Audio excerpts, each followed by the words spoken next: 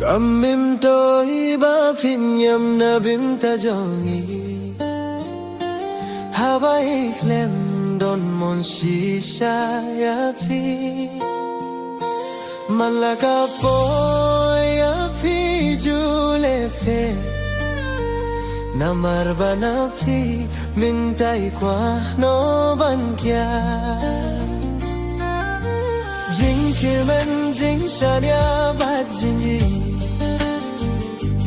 Happy barong ala ay tilu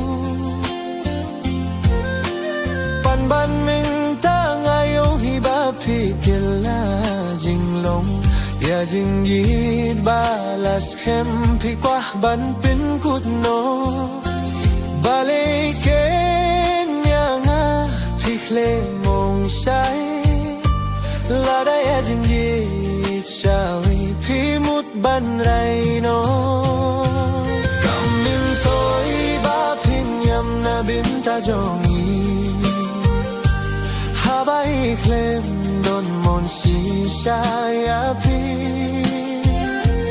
Malaka po ya pi jule fe Namar bana pi mintai kwa no ban kya Kijing kyar badle dom jong piang aki pinisay Piwan wado ya kae nang babat nga pilano ban yajgay Balekein pimong bay diret dakabasay Bayanga pindon mon